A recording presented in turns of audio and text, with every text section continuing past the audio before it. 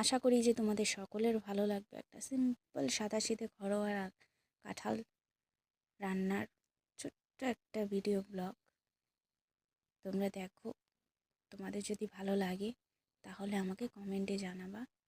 আমি আবারও এরকম নতুন নতুন রান্নার ভিডিও নিয়ে তোমাদের সামনে আসবো।